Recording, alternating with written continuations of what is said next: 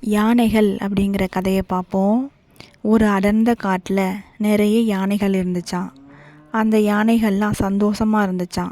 ஏன்னா அந்த யானைகளுக்கு தேவையான அனைத்துமே அந்த காட்டிலேயே அதுங்களுக்கு கிடச்சிச்சான். அந்த வருஷம் மழை பெய்யாமல் ஏமாத்திருச்சான். அதனால் காட்டிலலாம் ஒரே பஞ்சமாக ஒன்றுமே கிடைக்கலையாம்.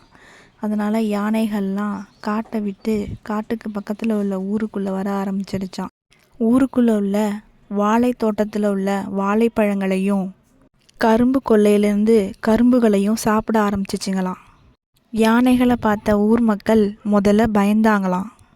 அதுக்கப்புறம் ஊர் மக்கள்லாம் ஒன்றா சேர்ந்து அந்த யானைகளை விரட்ட ஆரம்பித்தாங்க. யானைகளும் அந்த ஊரை விட்டு வேற ஒரு நல்ல காட்டை கண்டுபிடிச்சு வந்துடுச்சுங்களாம். அந்த காட்டில் அதுங்களுக்கு எல்லாமே கிடச்சிச்சான். மழை இல்லைன்னா ஒட்டுமொத்த சுழற்சியுமே பாதிக்கப்படும். அந்த யானைகளும் மனிதர்களும் பாதித்த மாதிரி.